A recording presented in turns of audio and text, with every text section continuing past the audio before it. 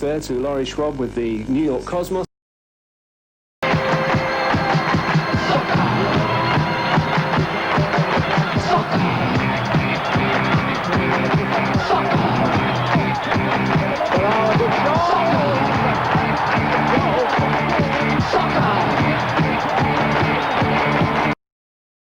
Johnson.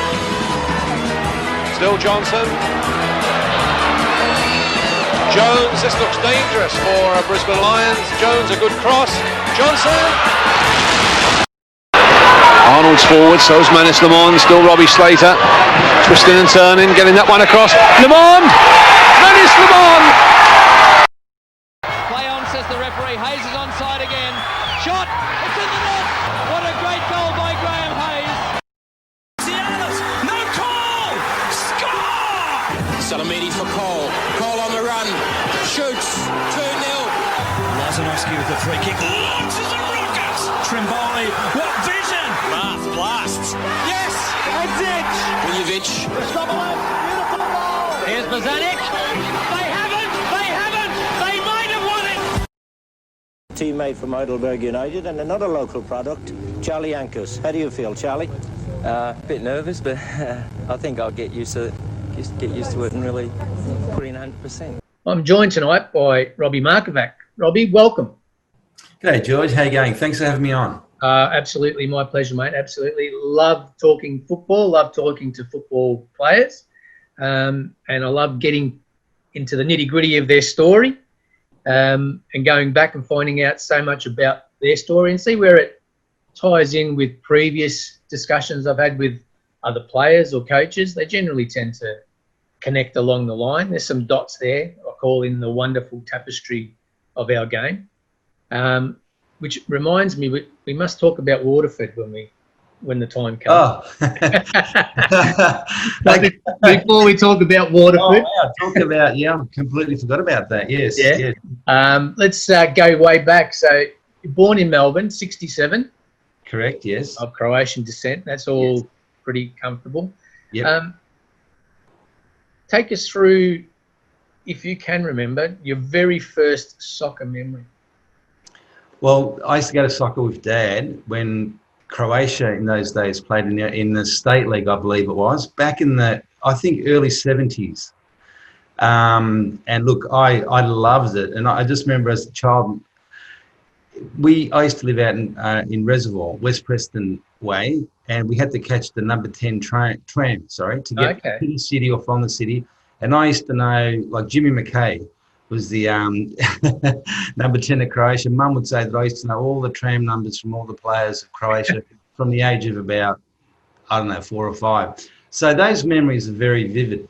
And then we go into a little bit later to when Croatia, I'm not exactly sure, I can't remember what happened, but they got kicked out and they became Essendon Lions and played out at Montgomery Park. Yeah.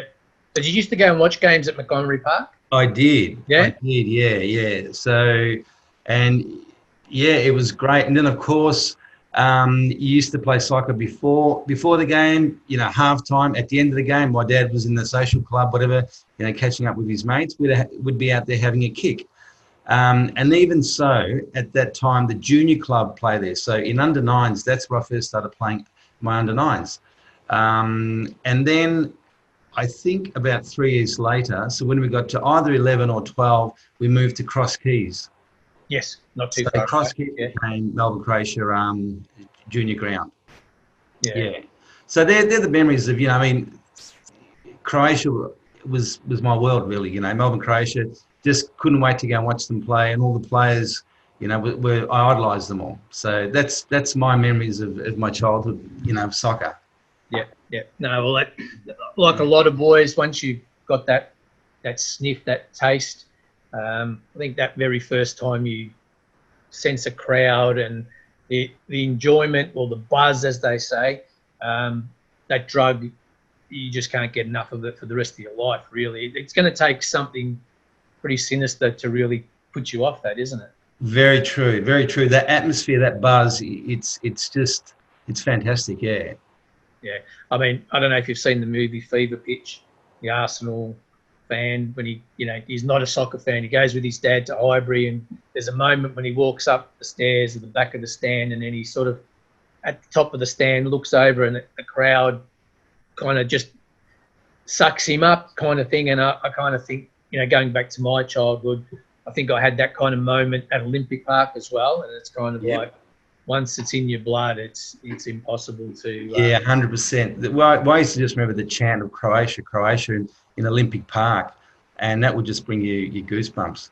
Yeah, no. So good days, good experiences, and not many people that I can remember going to Montgomery Park, and I've got a thing of fascination with driving past there a lot, and trying to work out how a soccer ground actually could fit in there, because from the street it looks kind of small. So recently I actually stopped the car, parked the car, and went for a walk, and went down the hill into the centre of the park, and then I realised, this is big enough now. It makes more sense when you're actually at ground level. That's a really good point. I did drive past there a little while ago now, maybe 8 or 9 years ago, and I thought, wow, this is where our junior ground was. This is where our senior ground was. It didn't really seem like it, but I guess I was there. I remember it being there. Yeah. It all seemed different when I drove past. I was fortunate enough to see some footage from the Lions, which was before Croatia, the Ukrainian team, I think it was. Yes. Playing Alexander. It was just an old home video footage, which is on YouTube. And, it wasn't very expertly taken. It was just by some guy in the crowd. But, I could work out the hill. I could work out, that the club room is in the background, etc. But driving past, I was thinking to myself, it just didn't seem big enough to be. There must have been some huge changes between 1969 when that was filmed and now. But once you actually walk on the premises, but anyway, I bored you with that. But Montgomery Park does fascinate me.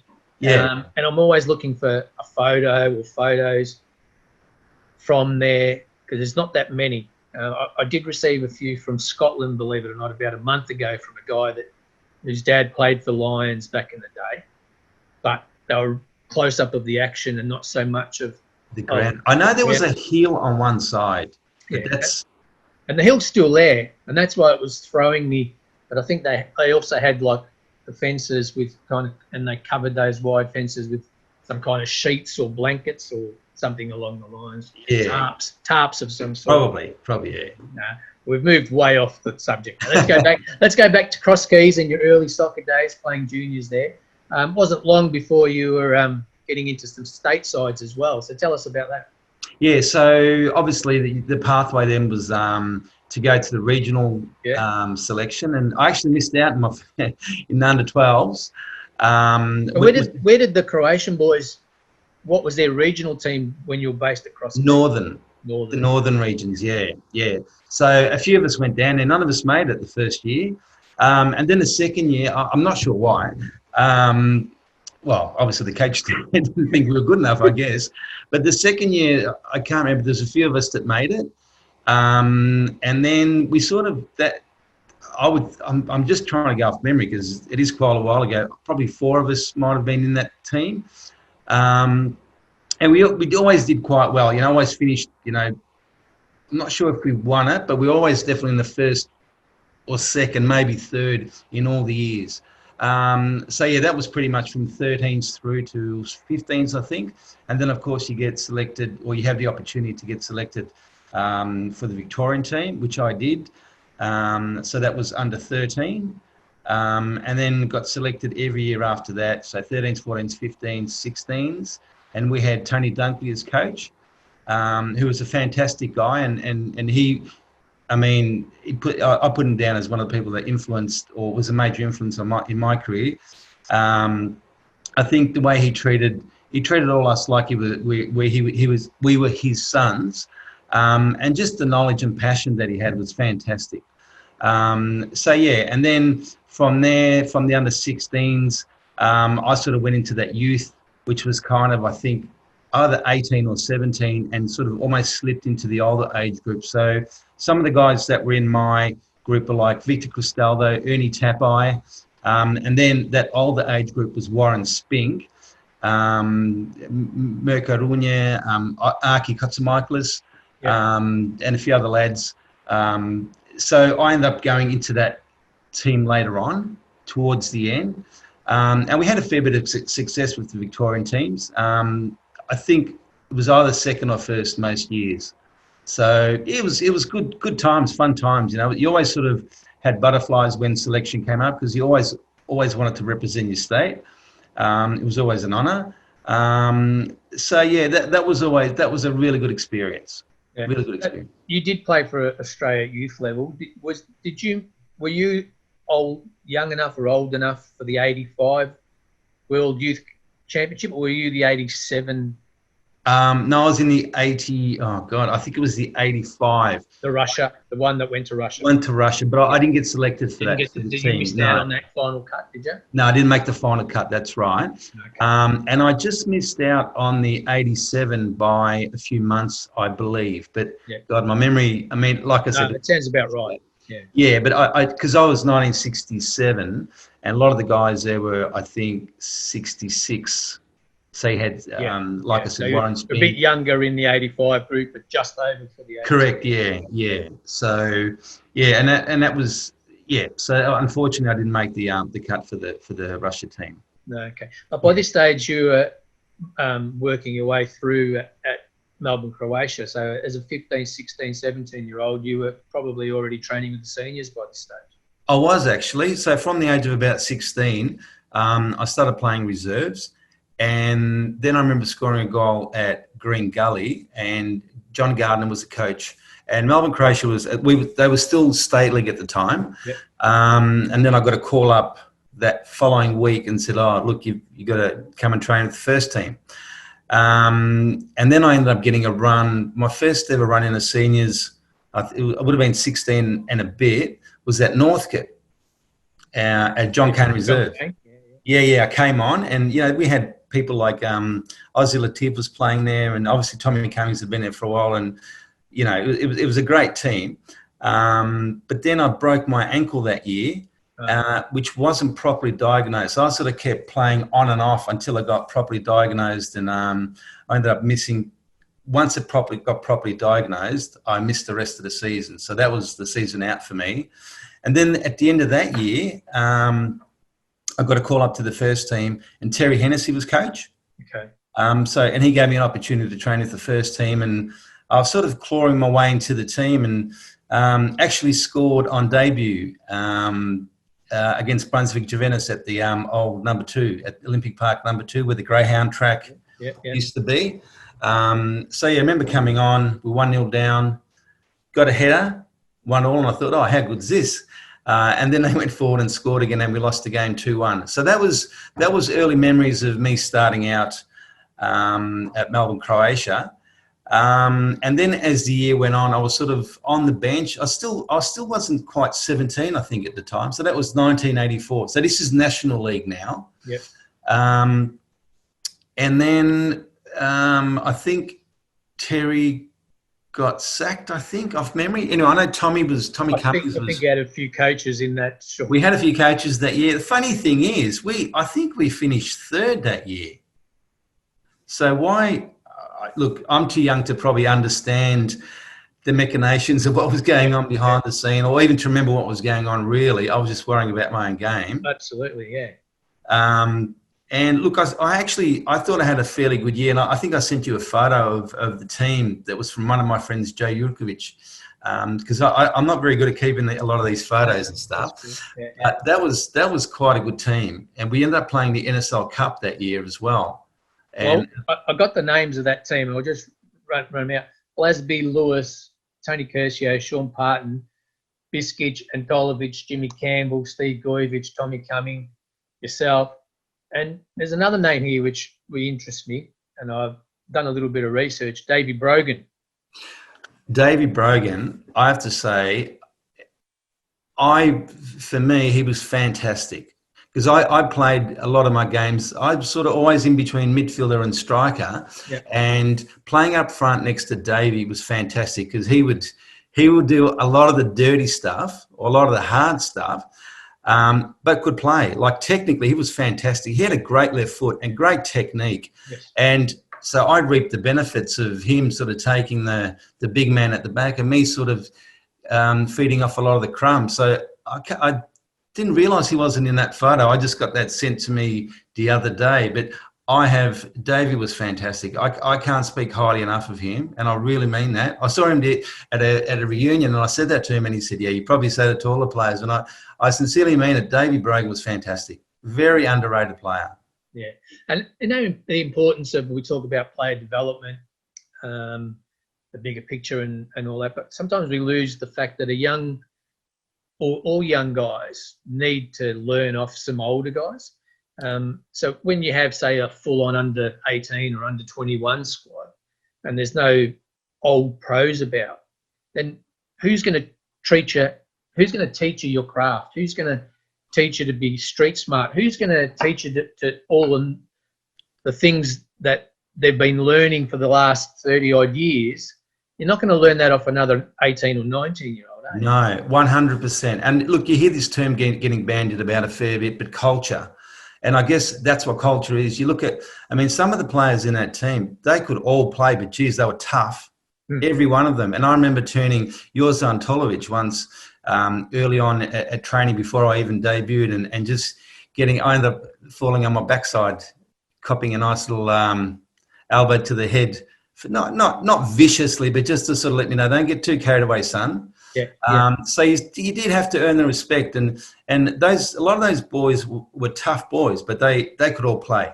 We had a very good team that year, I believe. Very good year. No, well, I mean, you know, sometimes you say on paper, but now we're in hindsight. And I look at those names, and absolutely from the beginning to the end of that lineup, absolutely gun players. Yes. And if you're a young guy coming through with that much experience and knowledge, you can only learn, surely. And another one that I haven't mentioned as well was Tommy Cummings. I mean, he was one of my idols growing up, and then to be playing alongside Tommy. And Tommy, as well as being able to play, I mean, he was one of the few players that ever played for the national team from state league. Correct. There's only 2 or 3 in the whole history of that NSL era. He was one of them. That's right. And not only could he play, but the aura that he had and the professionalism a lot of these boys had was fantastic. So, you know, you had to sort of take that on board to play. So I think that helped my game a lot. And I think a lot of the youngsters, you know, if you have the right players around you, all the players around you, you can only benefit. Yeah, no, 100%. And that's why I think I'm a real pusher for bringing back a reserve type football at the second level rather than the under 21, because I think if clubs are clever with their selection of what older guys, older pros they can keep on, even create a system where they know that these guys may want to go into coaching, so that can be the first step of the club looking after their coaching career. But have 3 or 4, whether they're on the spine in the team or doesn't really matter, but just to give the kids the lessons. I think that's a good point. I've never really thought about it from a reserves point of view, but I think that makes a lot of sense. Yeah, because if you go back to our era and we all learn more from the older guys. Yeah, of course. In our side than from any of our coaches. And that's not a disrespect to the coaches. No. They're the best coach in the world or the worst coach in the world, right? But if you don't learn from Brogan, if you don't learn from Cummings, Peter Lewis, Sean Parton, Josip Biskic, if you're not learning from there, there's something you probably shouldn't be there. Correct. Yeah, that's a really good point. Really good point. Yeah. And I think that gets missed in the development conversation. That's again me getting sidetracked. Take us back, mate. So yeah. So that was where were we? So yeah, that team it was a good team. Like I said, we played in the NSL Cup, which we should have won. I mean, we missed a million chances and we lost 1-0. No disrespect to Newcastle, but I thought we should have won that night. That Newcastle Rosebud too at the time. That's the one, yeah. Adamstown, I think they were called it. And it was in Melbourne too, wasn't it? It was. It was on a Wednesday night, I think, and I was only doing HSC that year, which is VCE now for those who are old enough to remember, and being all sort of, hyped up for the game. And I think I wagged the second half of the day, so I'd go home, get, eat properly, have a bit of a rest and all that. But yeah, it was disappointing to lose that. Yeah. So yeah, and it was, look, I that was one of my favourite years playing soccer because I was still pretty young, and so I didn't really understand everything that was going on. Playing for my childhood team, and I was sort of playing pretty well. I was winning. I actually won a couple of games off my own bat. So yeah, it was a good start. It was a good start. Yeah. Why did you end up leaving then? I know you were there for 3 years, but why did you end up moving? What was that about? Was it about just getting game time, or what was it about? Well, look, what had happened that year was, unfortunately, there's a few things that happened, I guess, behind the scenes that we were in contract negotiations. So I had an uncle of mine helping me out, and the main purpose was to try and get a maximum in my contract. And it was sort of professed to us by a lot of the state coaches, look, you need to have a maximum in your contract. If things don't work out, you don't want to be stranded at a club, so, blah, blah, blah. For those who don't know, a maximum, so if you were going to be transferred out, they could only ask 20,000 or 15,000 and no more, regardless of where you were going. Correct. And so that was a sticking point. And in the end, I was sort of told, look, either you sign this or leave. And I was about to leave to Heidelberg that year at the end of first year. And then I can't remember why, but I couldn't go there. The club prevented me from going there. Look, to cut a long story short, unfortunately ended up in Supreme Court and didn't actually get to court. We got to it and some kind of an agreement, thankfully, because I never really wanted to leave the club. I mean, I love the club. I still do, till this day. And we settled on something, and I went back there. And to be honest with you, I don't think I ever captured the form that I had in that first year, and I don't think it felt like there was just something lost. Yeah. And I sort of regained a couple of moments of I'm getting back to my, the form they had in the first year, but never quite captured it, and it just never quite worked out. And look, after 3 years, it was an opportunity to leave, and I thought, it got to the point where I probably made a couple of mistakes. I don't think that I probably got myself in the best possible physical condition that I should have. And at the same time, I was trying hard to prove to the club how much I wanted to play. And it just didn't happen. It just almost got worse. Anyway, at the end of those 3 years, I had an opportunity to leave. And I had a call from Preston, where Bill Murray was coach. And I had a call from John Gardner from the clubs, I should say. Yeah. And look, I chose John Gardner because I always liked John. He sort of gave me my first opportunity. Like Bill as well, but it was more a case of, John I sort of knew from Preston, and also, from Melbourne, Croatia, I should say. And also you had these young guys coming through. So there was John Markovac, Paul Trimboli, Andrew Marth, Johnny Campbell. We had all these young boys, and I thought, wow, this is going to be an exciting team. Yeah. And then we had a blend of experience as well. You had Sean Parton, Donnie McLaren, Noel Mitten, Carl Gilder, and I thought. And the other thing too was that I was going to uni at Footscray. Okay. So it's sort of location tied in. Yeah. And look, things were going okay. Again, I don't think I probably didn't. Although I was always determined, I don't think I got myself in the best possible. I wasn't leading. I think I was more interested in sort of going out. I think in girls, and got distracted a little bit around that time. I think just when I look back at it now. Yes. But look, still had a reasonable stint there. And then at the end of 2 years, I had a call from Preston again. And I decided to go. My brother was there. And I heard some of the players I think John Markovac left as well. Andrew Zinni was coming. Warren Spink was there. I mean, it was an opportunity. So I decided to go to Preston. So literally, I don't know if that answered your question or not about why I left, but no, that's fine. But I just want to go back to thanks for being honest about where you got distracted, and we can see how easily it can happen. Yeah, we obviously when it's ourselves, no one can tell us. We don't listen. Advice is you probably were getting advice from everyone, left, right, and centre. But until it sinks into you, it doesn't really matter, does it? No. And look, when I was 17, my first year, the only thing I really focused on was playing for Melbourne, Croatia and VCE.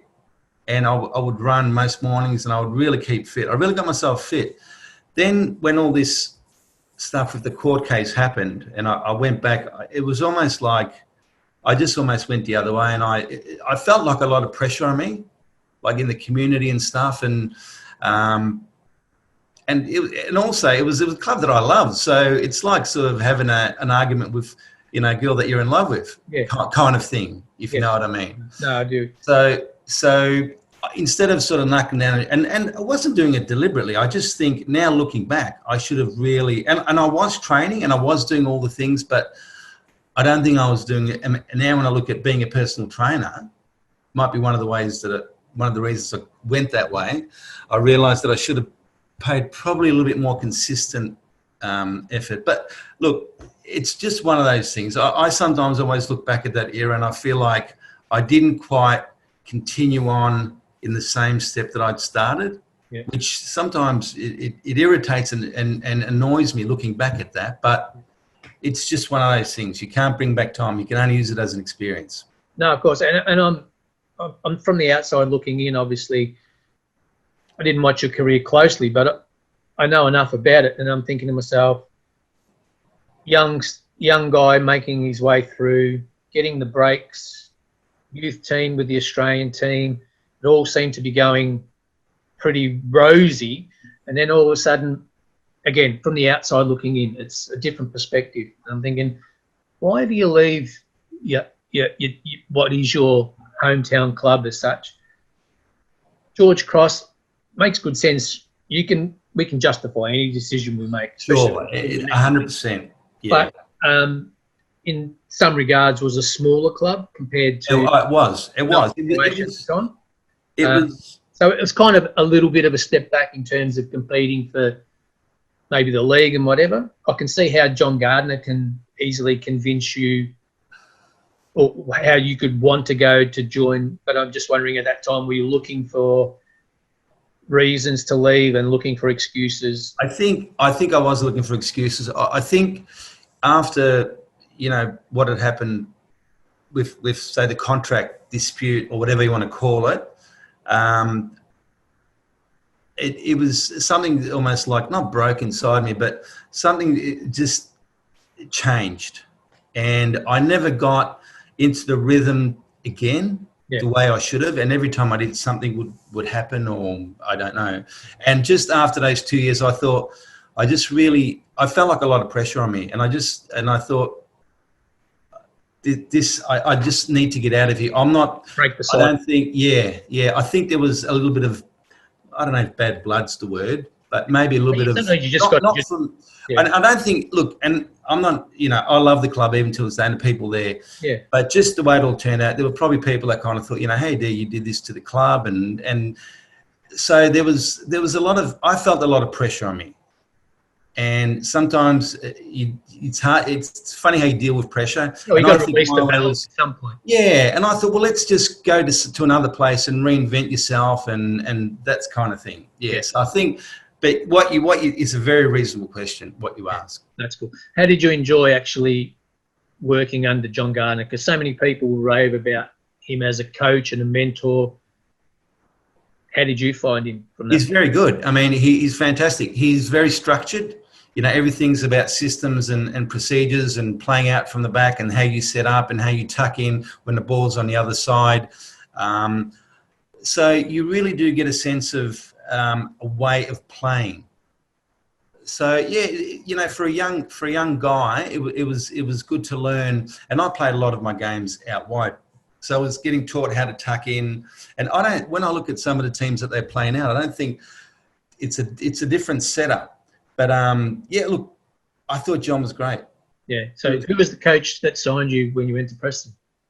Andon Donchevsky was the coach. Okay.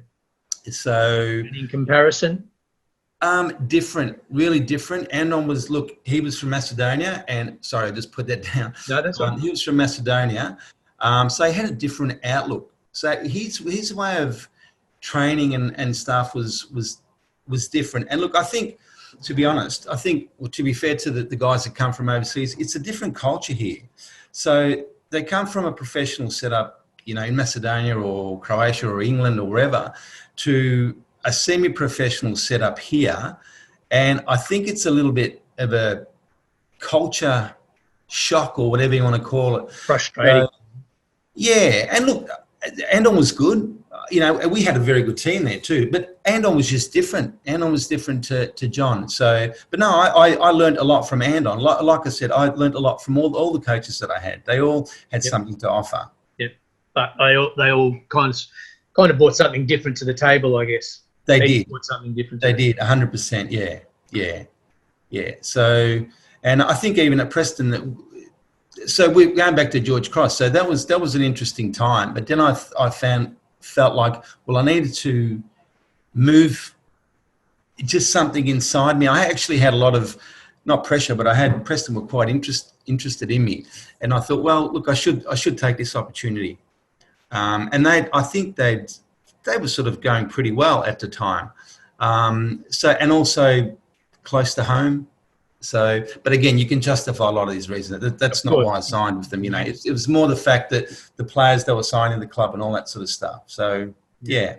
And by this stage with George Cross, you'd played pretty much a full season. So you're getting that rhythm back, that confidence back, and the continuity. And then I can see through the stats that you did that with Preston. So you've had 3, 4, 5 seasons banked up of pretty much playing full-time soccer, playing full seasons, which changes even your own mindset from being a bit player to being a player that now is a leader, a part of the team that you're expecting to play and perform.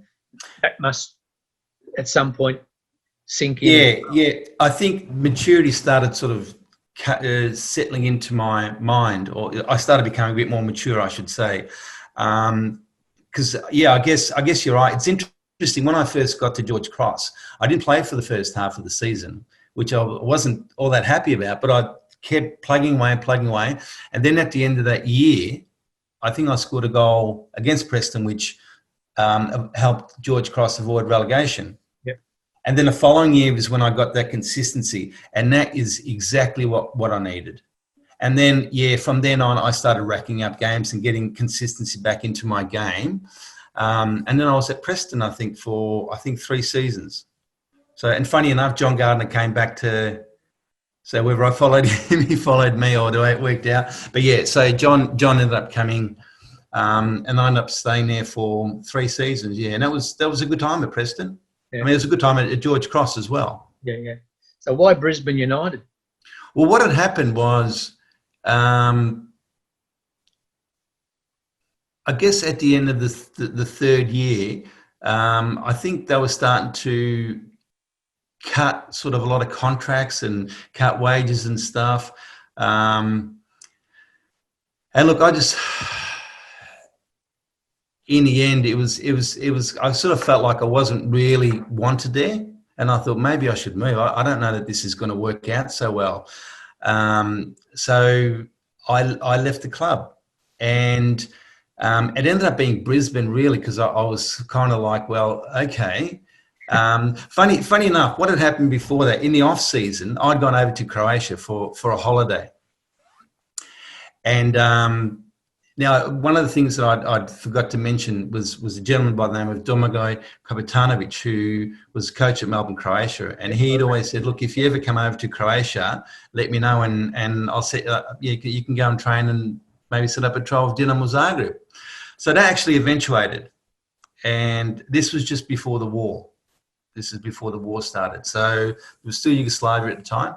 And that was a great experience, training with Dinamo. And then I had another auntie say, well, look, why don't you see how it goes.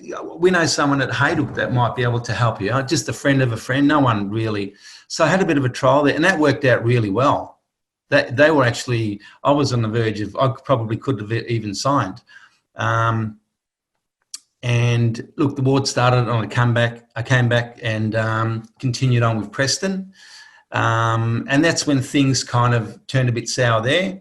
Like I said, I sort of felt like, maybe the marriage was meant to end there. And then I was out of the game for probably a month or so. And then I'd sort of contacted Miron Blayberg, who was the coach at Brisbane. Yep. And I ended up getting a run there and had quite a good stint there. I scored a few goals and had a really good time and was going to sign on for another year. But at the end of that year, I had a call from Branko Chulina and asking me to go and play at North Geelong in the off season. Yep. And I was almost keen to, because in those days you had a big break in the National League. Yep. A lot of players would play, in the state league for extra fitness, bit of money, all that sort of stuff. Because it was just too long a break. And I was all ready to go to sign for Brisbane, Croatia. And then after talking to Branko, my brother was playing there, and my brother and I have always been very close. And I thought I'd love to play in the same side that, because we had a little bit of a stint together at Preston, but never quite managed to play. Anyway, came back to and had a bit of a stint with North Geelong. And, that was a very good side as well. They were flying at that time. Oh, absolutely, yeah. And my brother was in the top scorers at the time. And then I think we signed Francis Waratifi came. Yeah. How old's your brother? He's 4 years younger than me. Younger, yeah, okay, cool. Yeah, so 1971. And so we had Francis and myself sign. And then, of course, we had Stevie Horvath at the back. We had the Savinsky boys. We had Rob Kozik on one of the... we had a Bogdan Bonk in the middle. We had a very solid backline. We had Eddie Kuzman, Mark Wilson. We had a really good side, and we ended up winning it that year. Yeah. And one of the photos I wanted to get you, actually, George, was that one. Because that's one of... I think I put down, that's one of my more memorable moments. Oh, yeah. So that was great. And anyway, so at the end of that, in the meantime, I'd sort of been in contact with Hadjuk and was seeing how whether I could maybe get back there again. I thought, well, look, I'm turning 24. If I'm going to go overseas, I really need to do it now. Yeah. And the coach at the time was Stanko Poklepovic, who I think just recently passed away. He said, yeah, look, actually, I met him. Croatia came out for a tour, I think, a few months before that, and I'd spoken to him. We caught up, and I was in contact with him. I went back and signed with Hadjuk. So I actually signed a contract with them. You didn't have to trial the second time? I think they did put me on like a mini drill just to see that I was fit and all that, but pretty much, yeah. So I decided to go back to Croatia and to play with Hadjuk, which was, that was another dream come true. So, that was a fantastic experience. What was the football like at that time? Obviously, taking into account, the war and the changes, but in terms of comparison to the NSL? It's a different level of football. The standard it's very hard to assess because you got so many skillful players in Croatia. They can all pretty much play. Yeah. They really do produce some fantastic players. But then it comes down to sometimes the intensity and the physicality is not the same as it was here.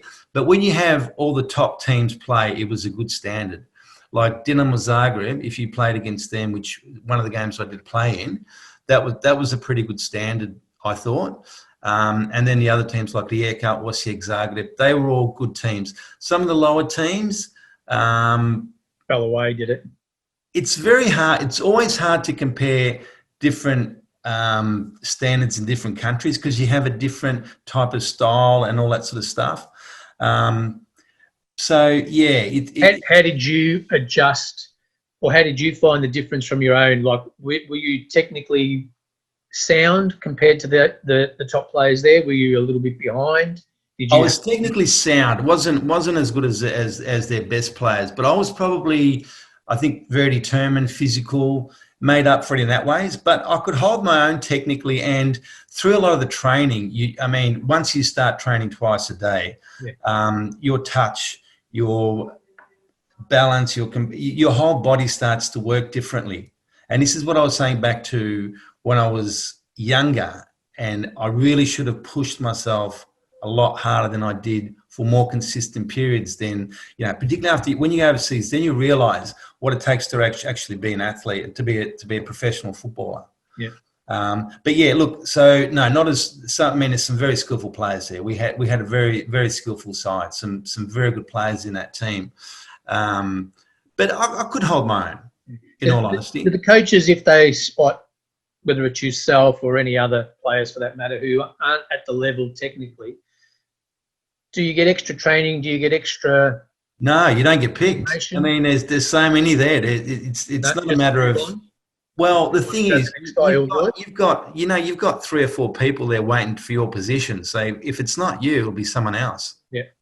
And look, I guess I sort of had things that they probably didn't have. I scored on debut. Was sort of had a bit of a knack of scoring when I first got there, and ability to sort of, get stuck in a little bit and just sometimes do the simpler things but do them well, sort of thing.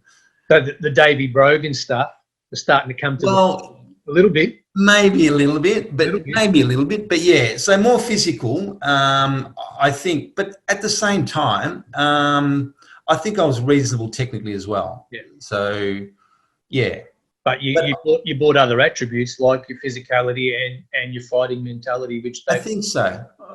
Yeah, I think I did. I learned a lot being there. I thought the experience of playing there was amazing. I think my game really developed. And look, when I first got there, I was playing. I was sort of not first 11, but coming off the bench and then maybe starting and just in and out. And then, as happens in a lot of the leagues around the world in soccer, the coach gets the sack. And with the whole scenario, you're not in favour or whatever. So look, I sort of went from being in pretty close to being first 11 to out of the squad, out of the first 11, and not even coming off the bench. And unfortunately, there was no reserves there. You either get loaned out or you play in the first 11. So I was missing out on so much game time. Yeah. Played for the first few months and then fell out of the team, and that was a hard time. That was a really, really hard time in Croatia. What keeps you going? What keeps you motivated? What keeps you from spitting the dummy and coming home at that time?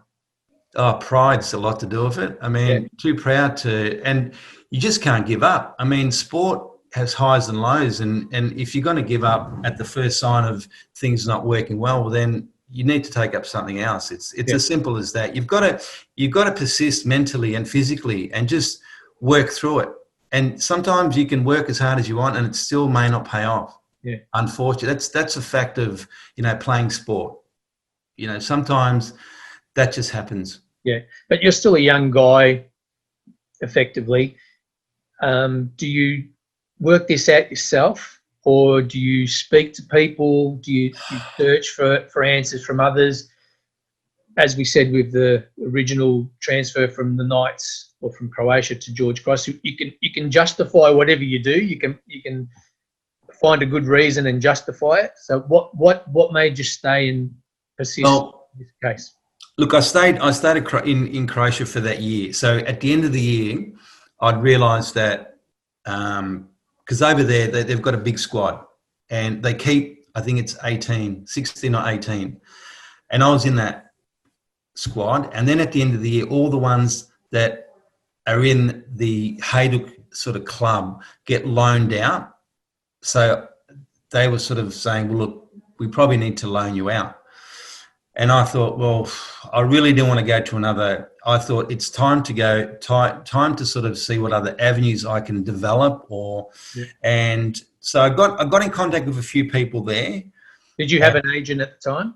No, I didn't have an agent. But I had a guy who, by the name of Eddie Krenčević, who I sort of never really knew, but we were sort of family friends. My dad knew his father. I think they came to Australia together, and I got in contact with Eddie, and he was in Belgium at the time. So I thought, there's a lot of people in Europe that it's very hard to work out who you can trust and who you can't. I thought, well, I can definitely trust, in my heart and in my gut, knew that I could trust Eddie.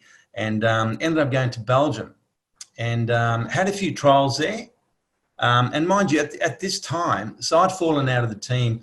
So by the end of this whole period, I hadn't played a full, or hadn't played any competitive soccer for quite a long time. Yeah. Probably about 3 or 4 months.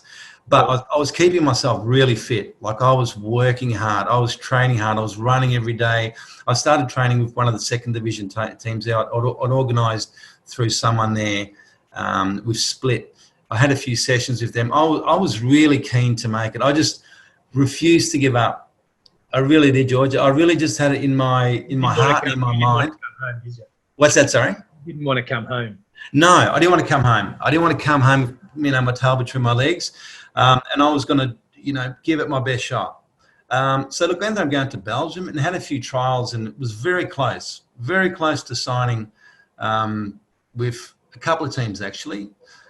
There was one team we agreed terms, and I had my bags packed and came to training, and the coach told the guy I was with, who was like an interpreter, said, "Oh look, we've changed our mind."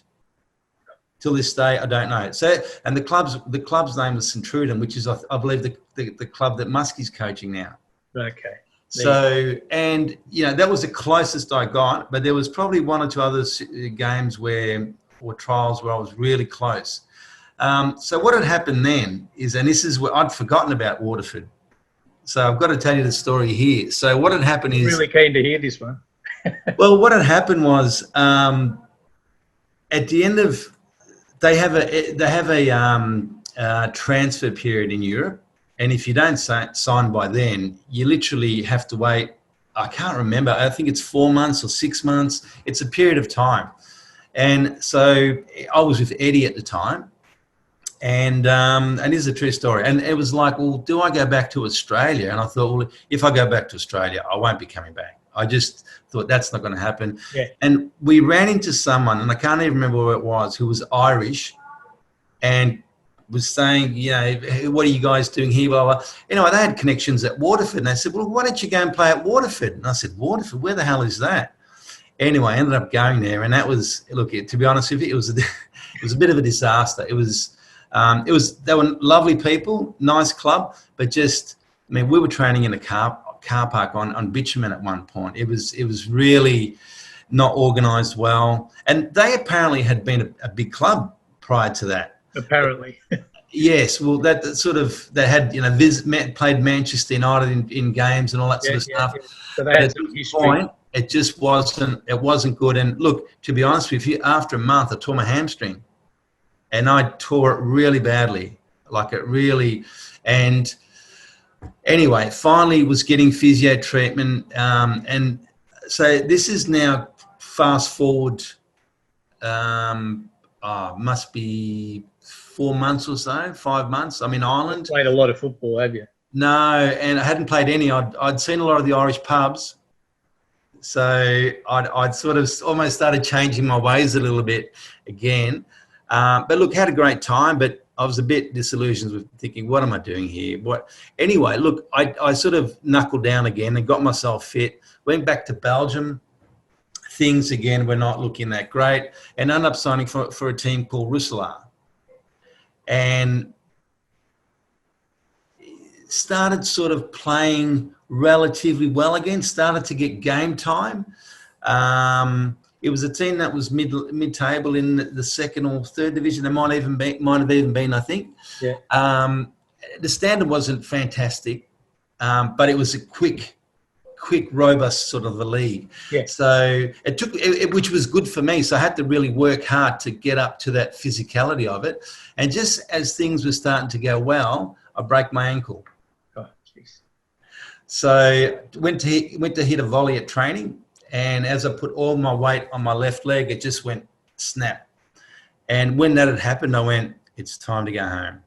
So I'm now overseas, I think about 3 years. So a lot of time had gone, but I'd missed a lot of football at a very crucial time in my life. Yeah. So there's a lot of time. It was a good adventure. You've done your best. You've given it all. But 3 years, not a lot of football interspersed. Yeah. At some point, you go, well, there's stubbornness, there's fight, there's not wanting to go home, but at some point you've got to go, well, it's now time. Yep, pretty much. Reality sinks in.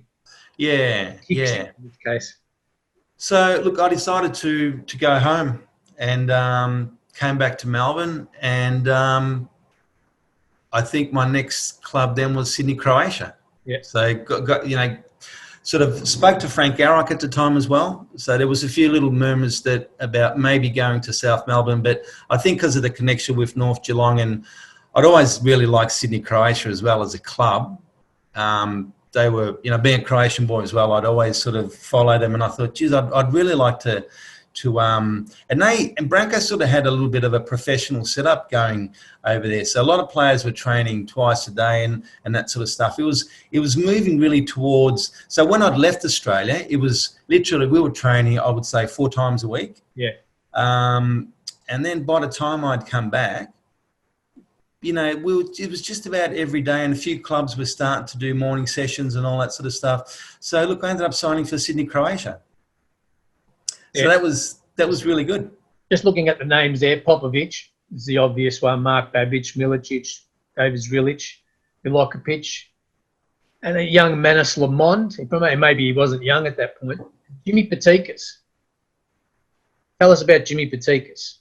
Oh, growing up, he was one of my favourite players. So yeah, my favourite players too. Oh, I mean, he was. There's an excitement machine. In actual fact, I could. Obviously, I watched you play. I could see a little bit of you in Jimmy Patikas. Very similar styles. Okay, I'll take that as a compliment. Thank you. Absolutely. Yeah, absolutely. Thank you. Well, look, Jimmy he was coming towards the end of his career.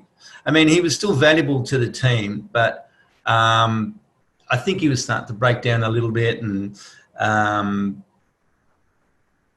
probably he wasn't the same Jimmy that, we saw at 18, 19, 22 and so forth. Yeah. But he was still valuable and still, look, an absolute pleasure to play with. And he was a great guy. He would always offer a bit of advice, and he was a great guy to be around. And look, what a character too. I mean, I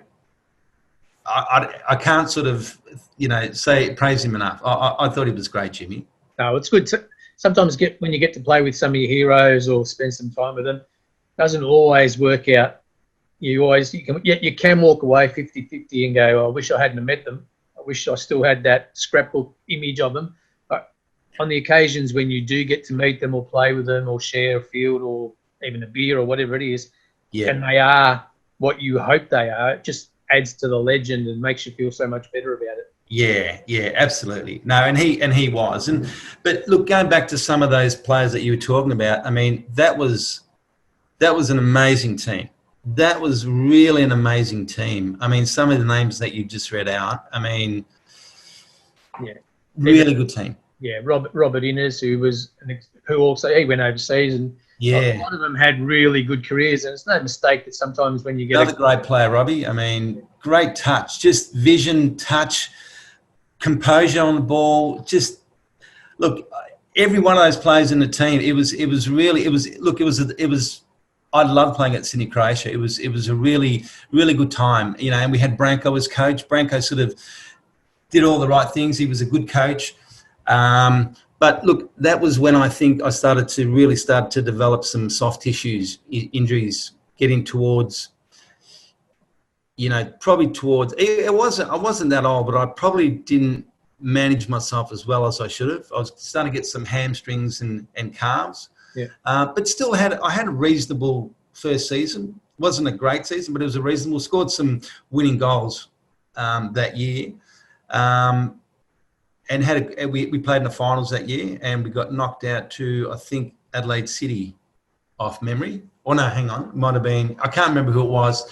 Yeah. And then at the end of that year, we went to Croatia for a tour, which was great. So the guys. We played 10 games in 2 weeks or something, and that was a great experience for a lot of the younger boys. A bit of an eye opener, because even playing some of those teams lower down in Croatia, they gave us a bit of a lesson on how to keep the ball and all that. And then coming back, we had a really tough pre-season, and we signed a gentleman by the name of Krešo Marasic, I'm sure you know. Yeah. great player, fantastic player. And so going back to pre-season, so in the pre-season cup there, things were going pretty well. And I was having a fairly good sort of pre-season. I think I scored and set one up against Marconi in their Buffalo Cup version pre-season in the semi-finals. We beat them, I think, 3-1, and I scored one, set one up. And then in the final, lo and behold, I tear my hamstring. Mother Nature was starting to catch up. Yeah, and I was out for 10 weeks. That was a bad. And of course, we'd gone on a run where the team had, I think, won the first 8 out of the 9 games and drawn one. So we were clear league leaders. And look, from then on, it was really hard for me to get into the team. Yeah. I was sort of struggling after that. I managed to play a few games, but didn't really hit my straps at all that year. Yeah. You mentioned one of my favourite people, Branko. You had him at North Geelong, so 4 or 5 years down the track. North Geelong, with respect, although they were a gun side, it was a part-time environment, state league, right? Yep. Now he's at Sydney, Croatia. Things, like you said, were starting to turn in Australian soccer. There was an element of full-time about some people. Some people would have been full-time, maybe half the squad, maybe the coach, I don't know. Might have varied from South Melbourne to Melbourne Knights and Sydney. Yep. But there would have been a different type of Branko 4 or 5 years down the track now in this environment. Did you spot a difference in that time in his development as a coach? Yeah, I think he was a good coach at North Geelong as well, but he definitely evolved. You have to evolve. Yeah. You have to improve. It just, we don't have to, but generally you will. And I think, he's a very determined man, Branko, and he does he puts a lot of energy into his coaching. And I know at North Geelong, we would spend a lot of time ringing players and talking to them and, after hours and stuff like that. He was always very determined to get feedback and to better himself and to better the team. And so, he took that through into Sydney, and then it went to another level. And of course, we had a good squad at North Geelong, but now you're talking about, half the team were internationals or youth internationals. And so at that level, you almost have to don't stuff it up. Just manage the team and get the best out of them, which I think he did pretty much. Yeah.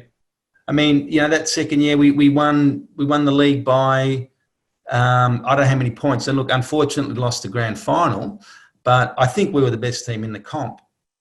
So I think Branko did evolve as well. I think, like I said, he's always keen to learn about his players in the team and get feedback. So I think he just continued that on. So his man management was pretty good. Yeah. No, that's good. Where did it change? Was it about the body? Was it about continuity? Was it about game time now for your next move? Yeah, so look, I think I'd sort of known that it was getting towards, not the end, but it was,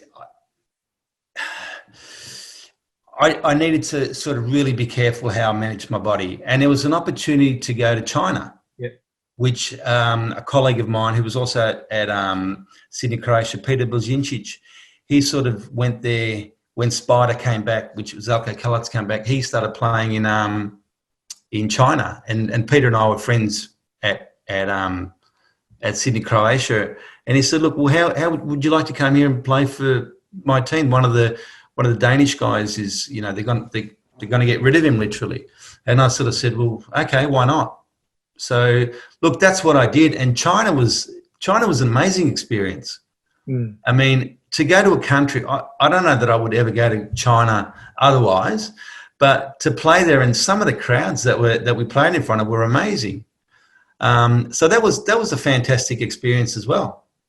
Yeah. What was the money like in those days in China? Not like it is now. Not like it is now, but it was decent money. It was decent money. You could earn more than you could here. Okay. And save it and all that sort of stuff, because a lot of the expenses were paid for and all that sort of stuff. And it was were you effectively a full-time player there?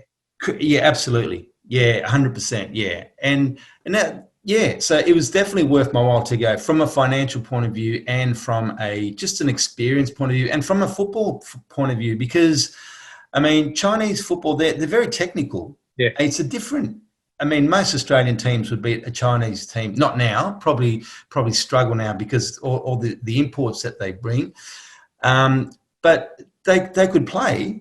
There was no doubt about that, but they didn't have the physicality, and they didn't have, I don't think they were football, they're a football country as such, where I think we would outplay them in some of those areas. Yeah. But look, even saying that, they were still bringing in some decent foreigners when I was there. They were bringing in a lot of Uruguayans and Brazilians, and there was an English guy that came out. Paul Rideout was his name. Oh, yeah, ex-Aston Villa. Yeah.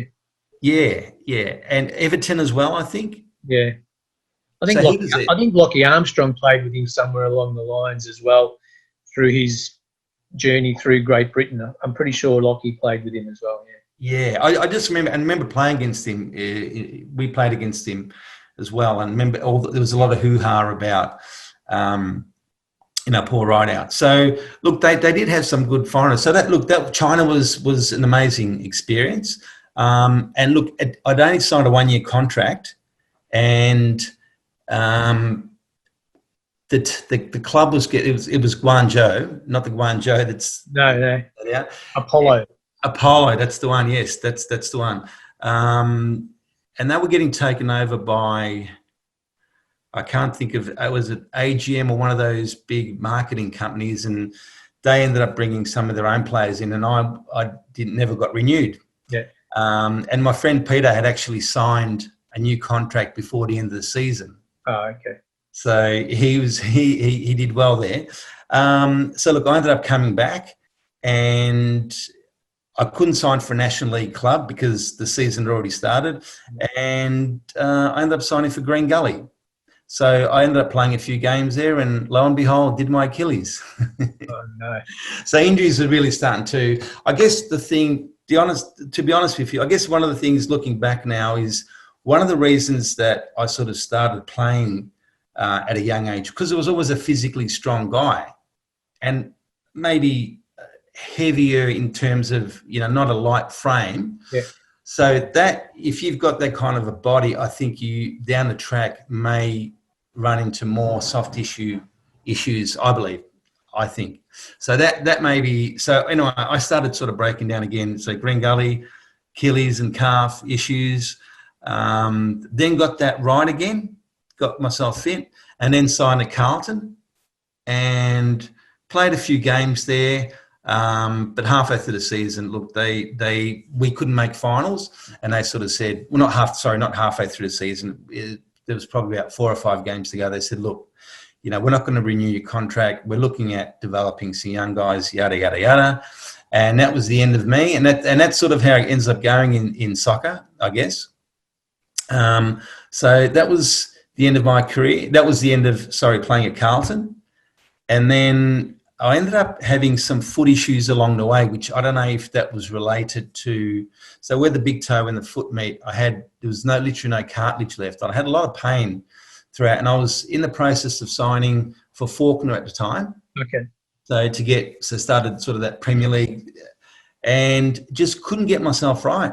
And ended up having an operation. And look, I started doing personal training around that same time, and I just sort of ended up, I felt like it was just too hard to get back to any kind of normal play. I just felt like I was breaking down too much. Yeah. No, that's fair enough.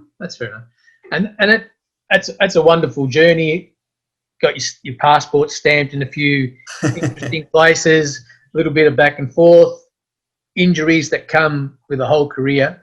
And you've mentioned some of your most memorable players, and we'll just go through them, and you can just give me we'll probably mention most of them, but Jonesy, John Markovsky, you got to see him. I reckon you got to see him pretty much near his peak when he was 15 or 16. Yeah. And I don't mean that disrespectful, because he was a terrific player, but that teenager, when he was let loose on the National League, he was just something else, wasn't he? Oh my God, he was a powerhouse. I mean, his left foot. We all know how good his left foot is. He can smack a ball. Look, and even overseas, I would say he goes down as one of the most talented players I've ever played with. He was just, Jonesy was great. And look, I remember George Cross. He was on the left wing, I was on the right, and he would just ping balls, at Chaplin Reserve, and he would just hit you wherever it needed to land.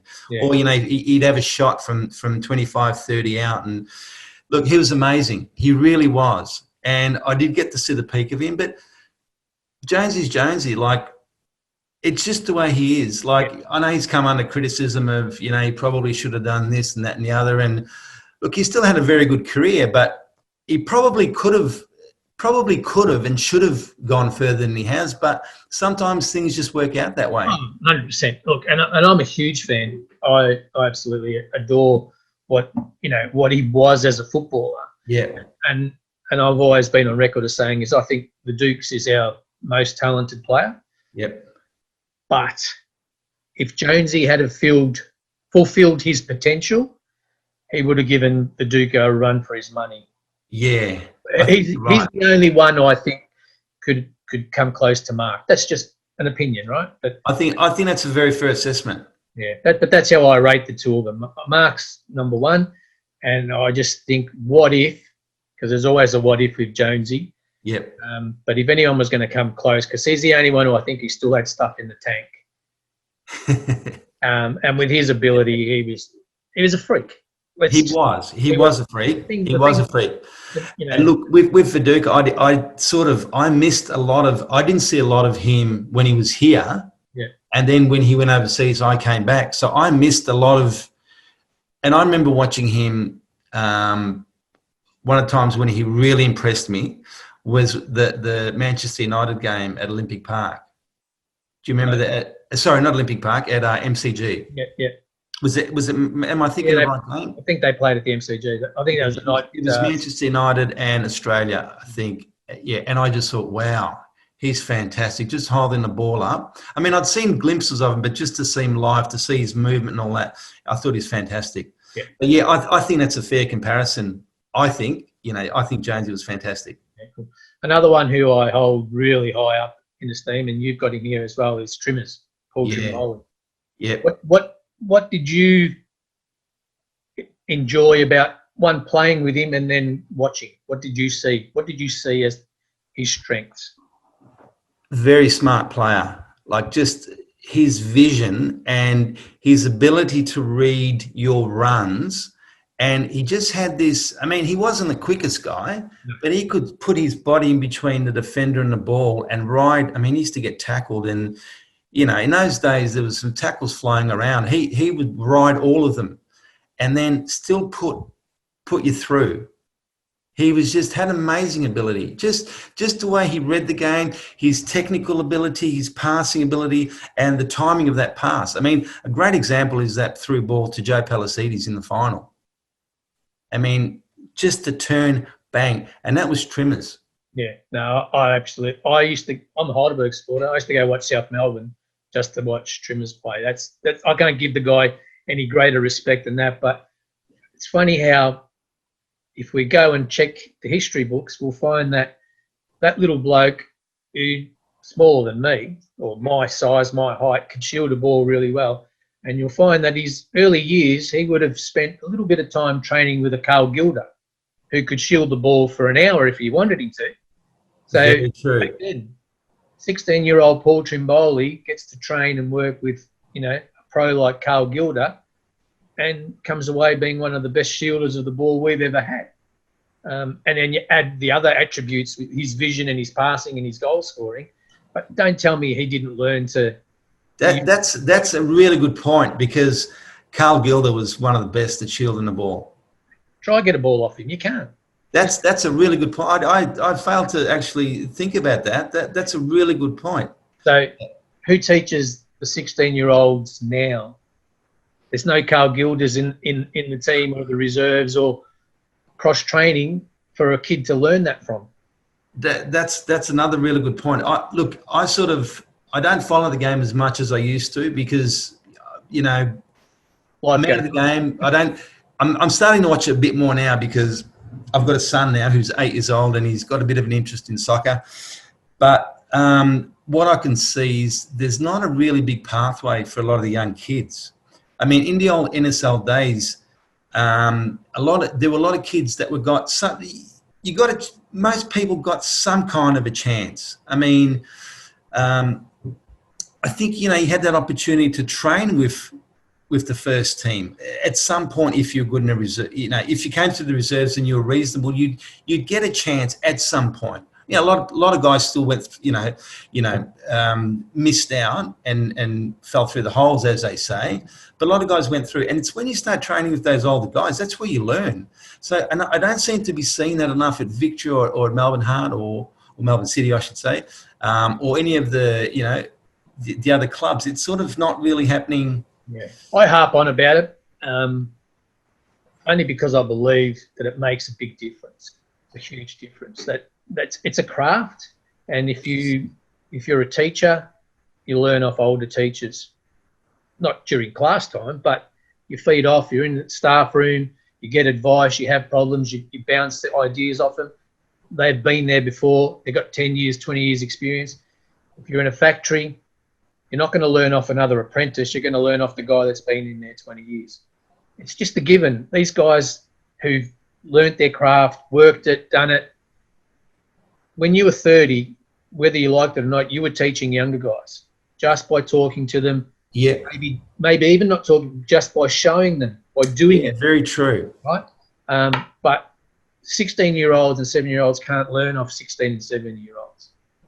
No, very true. Actually, you just made me think of a really good example that I remember when Maradona played at Napoli and what that did to Zola, the player he became. And you can't tell me that the influence that Zola's game had from Maradona. So that just shows you it is really important, the players around you. And like you said, Trimmer's learning from someone like Carl Gilder. I'd actually never thought about that. But I just thought of a funny story too when you say you're a South Melbourne supporter, Heidelberg supporter. But when Trimmers was at George Cross and you said how he wasn't a tall guy, well, I don't know if you know, but he scored a hat-trick against South. Yeah, I do. And they were all headers. Yeah. Were they all headers? They were all headers. I don't dispel that he's got heading ability, but he wasn't a big bloke, right? No. I think you're right. It wasn't his strength, but his strength was his passing, and composure. I mean, he fantastic player, Trimmers. Right. You played with Slaven Bilic. Yeah, I did. I keep holding on to that one, not for a very long time, but yeah, I had a season there, and just to sort of see what kind of a leader he was. He had this aura. Even back then? This is back then, yeah. He had this aura. Just some players have it. You can just see that there's an aura about them. He's just a leader.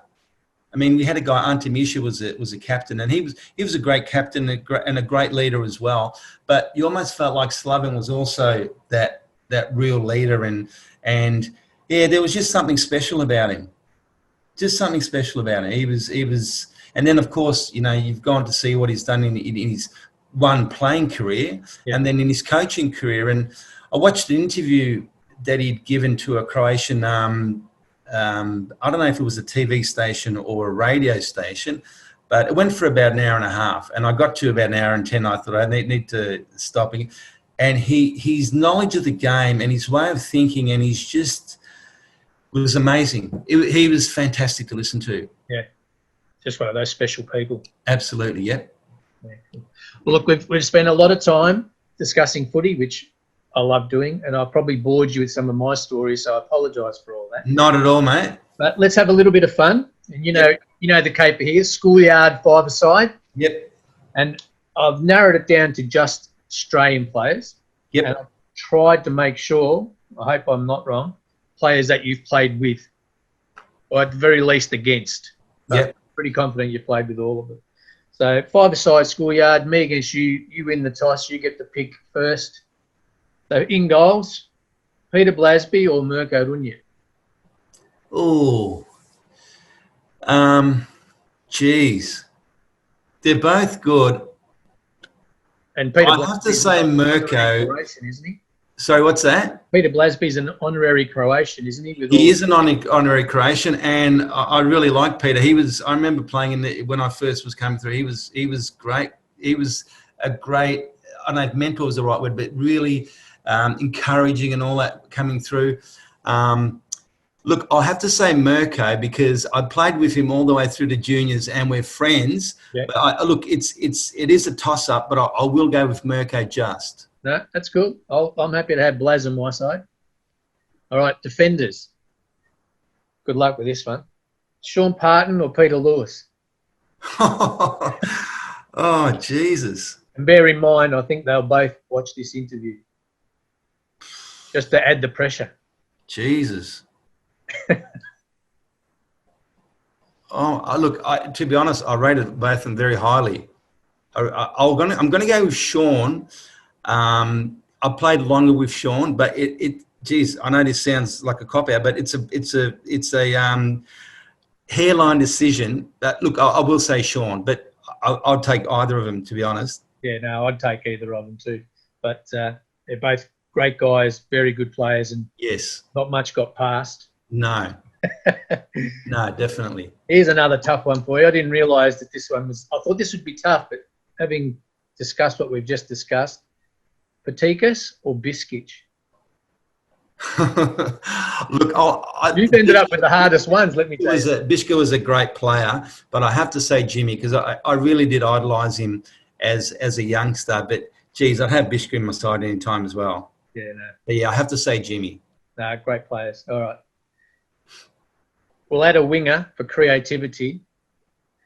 Cummings, or Cumming, no S. Cumming, Tommy Cumming, or Andrew Zinni? Oh, geez. Look, I'm going to say Tommy Cumming because he was my childhood idol, but AZ was a fantastic player. He really was. And he was quick, so sharp. He was quite technical as well. People don't realise. But look, I grew up watching Tommy Cummings. He was absolutely my childhood hero. So I have to, and just to play alongside him, yeah, Tommy Cumming.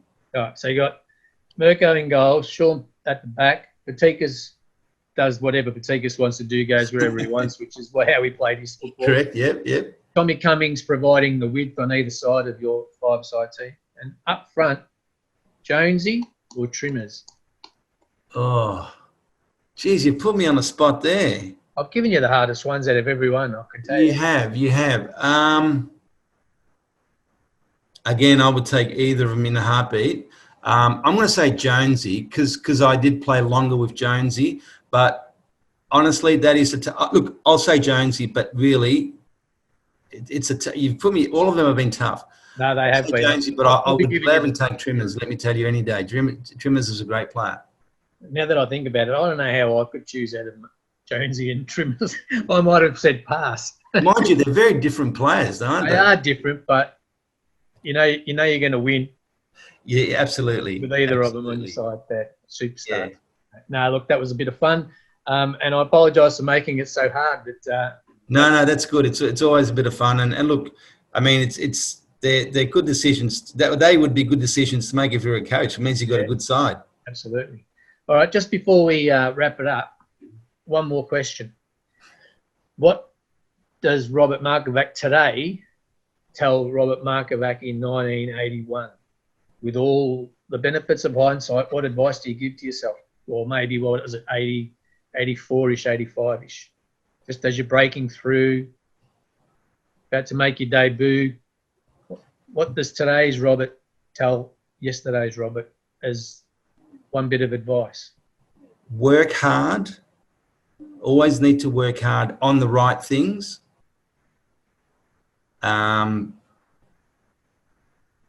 Have the self-belief that you can do it. Don't doubt yourself, because I think that can be a demon for a lot of players. And then you start playing differently when you start doubting yourself, safer. And instead of taking someone on, you think, well, but to have that self-belief, you've got to work. You've got to earn it through hard work as well. Stay focused. because I think it's very easily to get distracted. When things are not going well, it's easy to turn to, to just get, sidetracked, and enjoy it. Because sometimes you can put a lot of pressure on yourself, and the harder you try, sometimes trying harder doesn't necessarily make it better. Yeah. So you do have to enjoy and just let it happen naturally and just trust that you can do it. Yeah. Enjoy the process. Yeah. And then whatever happens, I guess. Very good. Excellent. Well, thank you, mate, so much for your time. Congrats on a sensational career. Thanks for sharing some time with us, the insights as well. It's been a pleasure. I love discussing any type of football subject, but I especially like getting into the nitty-gritties of people's personal lives as such, or football lives. It's been an absolute pleasure. I hope you've enjoyed it. I certainly have. Thank you very much, George, for the opportunity for an interview. And look, I just want to say thank you for everything that you're doing through these interviews. I think it's fantastic. So, and look, I thoroughly enjoyed the interview, I've got to tell you. Yep, it's been a pleasure, mate, and it's been very enjoyable. Thanks very much. All right, thank you.